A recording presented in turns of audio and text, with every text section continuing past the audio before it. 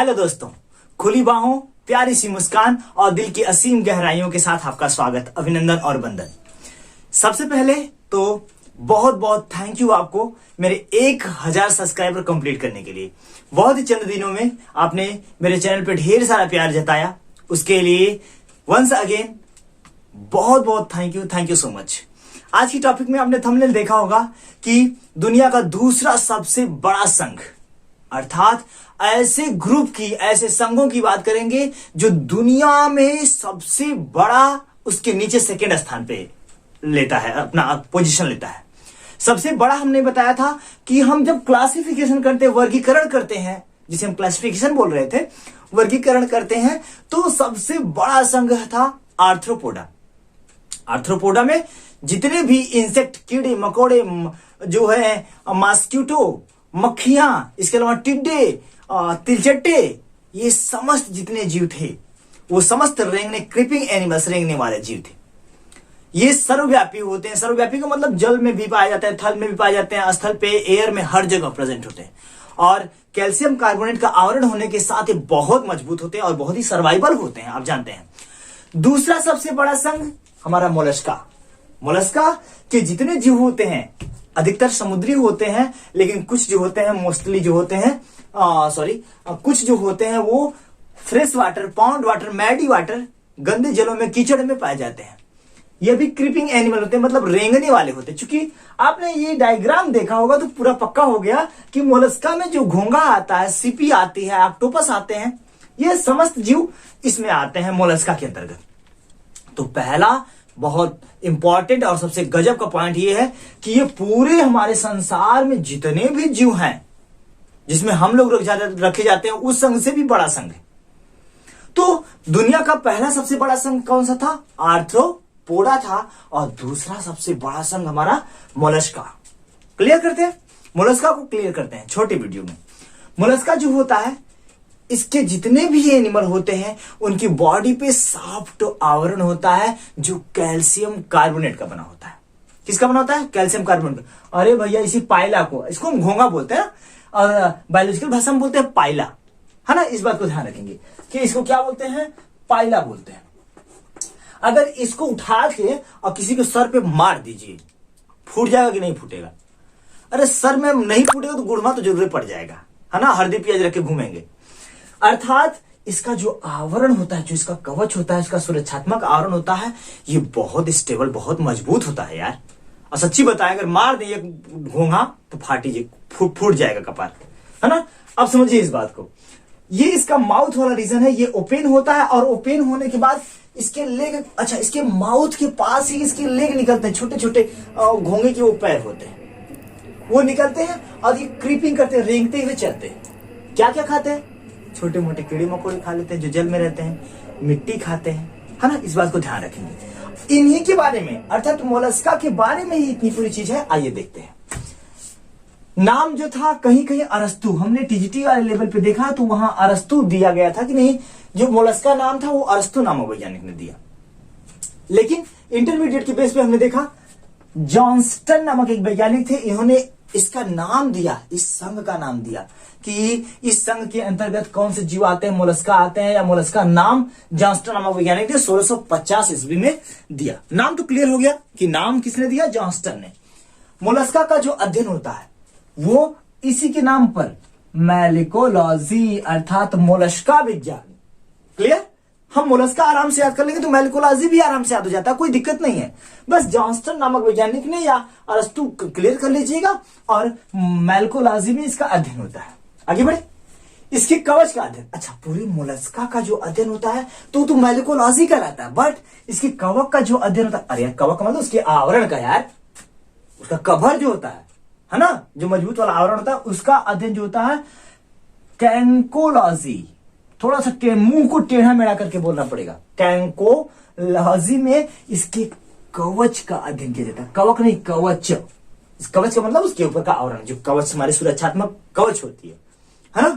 तो इसकी कवच का अध्ययन कैंकोलॉजी और मोलस्का का अध्ययन मैलिकोलॉजी। क्लियर हो रही बात? आसानी से चल रहा है। Second largest phylum in the earth, अर्थात दुनिया का, पूरे हमारे यूनिवर्स का, कह सकते हैं हमारे पृथ्वी का दूसरा सबसे बड़ा संघ, है ना। पहला कौन सा था आप कमेंट करिएगा, है ना, मैंने बताया था ऑलरेडी। तीसरे नेक्स्ट जो कमेंट है वो शरीर कोमल खंड विहीन होता है। खंड विहीन, अच्छा खंड युक्त का मतलब कि यार पूरा शरीर छोटे छोटे छोटे छोटे सेगमेंट में, खंडों में बटा होता है। बट खंड विहीन का मतलब कि शरीर कोमल होता है, उसके ऊपर कोई खंड देखने को नहीं मिलते। इसमें ये जो खंड दिखते हैं ये बहुत ज्यादा वास्तविक नहीं होते हैं, है ना, तो ध्यान रखिएगा। अच्छा खंड वाले एनिमल्स कौन से थे? एनिलिडा था। एनिलिडा में वो था क्या कहते हैं, केचुआ, जोंक, नेरिस, ये सभी क्या थे? खंड वाले थे। लेकिन मोलस्का में खंड नहीं होते। आगे बढ़ते, संघ के समस्त सदस्य जो होते हैं समुद्री अधिकतर। अच्छा संघ के सदस्य, समस्त नहीं, संघ के जो सदस्य होते हैं वो समुद्री होते हैं, स्वच्छ जलीय भी होते हैं, लेकिन ज्यादातर समुद्रियों में पाए जाते हैं। और इसकी बहुत बड़ी, आप शंख देखें वो किसका है? वो संघ मोलस्का, बिल्कुल आप ध्यान रखिएगा। तो संघ मोलस्का क्लियर कि अधिकतर जंतु होते हैं समुद्री होते हैं, वो कुछ स्वच्छ जलीय होते हैं, कुछ स्थल पे भी पाए जाते हैं। अरे घोंगा होगा, है ना, जैसे देखते हैं ना जो निकलते हैं बारिश वारिश में, देखेंगे जमीन उमीन के अंदर पड़े रहते हैं, वो धीरे धीरे निकलते हैं, जैसे नमी पाते हैं तैसे तैसे, है ना।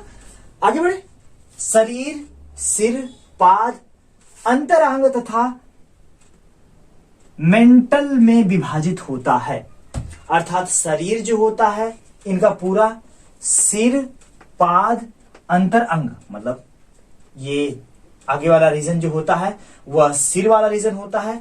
इसी के आसपास पैर निकलते हैं, इसके अंदर अर्थात कवच के अंदर इसके अंतर अंग होते हैं, तथा मेंटल्स में अर्थात ये पूरा जो कवर होता है मेंटल्स में विभाजित बटे होते हैं। आई होप क्लियर, मैं एकदम स्टेप बाय स्टेप लेके चल रहा हूं ताकि आप क्लियर रहे।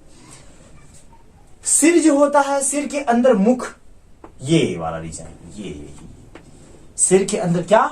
मुख, नेत्र, स्पर्शक तथा अन्य संवेदी अंग स्थित होते हैं। अब समझिए, सिर के पास ही इसके ये ऐसे अंग है कि सिर के आसपास पैर पाया जाता है। तो सिर के आसपास ये वाला रीजन जो होता है, यहां माउथ होता है, यहां से खुलता है और इसी में से पैर भी निकल जाता है। तो क्लियर कि इन्हीं के पास मुख, नेत्र, स्पर्शक, संवेदी अंग स्थित होते हैं, मतलब इसी वाले रीजन के आसपास। आगे बढ़े, पाद जो होता है, पैर जो होता है, पेशीय युक्त होता है या पेशीय होता है, जो रेंगने, बिल बनाने, तैरने में सहायक होता है। चलने, रेंगने, कह सकते हैं बिल बनाने में क्या करता है? मदद करता है। अरे पैर यार क्या करेगा? चलने में मदद करेगा और क्या करेगा? आगे बढ़े, आहार नाल जो होती है, आहार नाल जो होती है वो यू आकार की होती है। कैसे आकार की? यू आकार की होती है। आहार नाल का मतलब जो भोजन को पचाने वाला पूरा तंत्र होता है वो यू आकार की होती है। मुख में रेडुला होते हैं जो भोजन को पीसने का काम करते हैं। अच्छा, ये जो जब आप देखते हैं कि चलने का काम करते हैं तो ये ओपन कर लेते हैं अपने माउथ को जब ओपन कर लेते हैं मुख तो चलते हैं, जो भी चीजें मिलती है उसको खाते हुए चलते हैं। तो माउथ के रीजन में ही एक छोटा सा आर्गन होता है, अंग होता है जिसे हम रेडुला बोलते हैं। वो भोजन को पीसने, अच्छा किसी को पकड़ लिए तो उसको पीस के मसल के क्या कर देता है? खत्म कर देता है। हमारा दांत होता है, हमारे माउथ में क्या है? दांत है, जीभ है, वो सब पूरी बैक्टीरियल कैविटी होती है जिसको हम भोजन पा जाते हैं तो चबा चबा के खा जाते हैं। ऐसे ही इसमें रेडुला होता है जो भोजन को क्या करता है? पीसने का। परिसंचरण, परिसंचरण जिसे हम सर्कुलेशन कह सकते हैं, तो क्या करता है? वह ओपन प्रकार का, खुले प्रकार का, बहुत ज्यादा नसें, धमनी, सिराएं ये सब नहीं होती हैं। रुधिर पूर्ण रूप से स्वतंत्र होकर घूमता रहता है, बहता रहता है। श्वसन वर्णक जो होते हैं हीमोसाइनिन, अर्थात इसकी बॉडी में हीमोसाइनिन के रूप में होता है, अर्थात हीमोसाइनिन। अच्छा आप देखेंगे कभी कभी अगर इसको फोड़ देते हैं तो रेड कोई ब्लड नहीं निकलता, चिपचिपा तरल पदार्थ निकलता है, देखेंगे एकदम चिपचिपा होता है, वो इसीलिए बहुत गंदा भी टाइप लगता है। अगर आप उसकी कवर को, स्किन को, ये जो सेल है उसको हटा देते हैं तो इसमें जो तरल निकलता है वो तरल हीमोसाइनिन कहलाता है।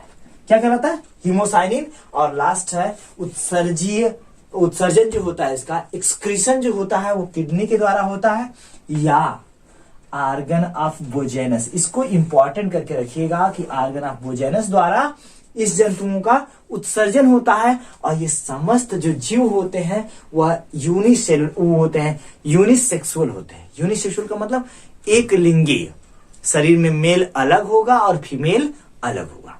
आई होप कि आप इतनी चीजें बहुत अच्छे से शार्ट वे में समझे होंगे। तो इस बात को क्लियर रखिएगा कि मोलस्क का दूसरा सबसे बड़ा संघ है जो पृथ्वी पे एक बहुत बड़े समूह का निर्माण करता है। I hope clear. ये सामान्य लक्षण है। अगर हम इसके आवरण की बात करें तो बहुत बेहतरीन टॉपिक्स था सब मिला जुला के, कि आवरण जो होता है सुरक्षात्मक आवरण होता है, कैल्शियम कार्बोनेट का बना होता है, चलने के लिए पैर, पाद सिर के पास ही उपस्थित होते हैं, ये सारी चीजें। तो बेहतरीन ढंग से लगे रहिए, तैयारी में जुटे रहिए। मैं छोटे छोटे वीडियो को सबमिट कर रहा हूं ताकि आपके टाइम को बचाया जा सके और बेहतरीन ढंग से आप उतने ही टाइम में बेहतरीन एफर्ट करके तैयारी कर सके। तो मुस्कुराते रहिए, हंसते रहिए और लाइफ में जल्दी कामयाब होइए और मिठाई खिलाइए। Thank you so much. Thank you for watching. Thank you once again.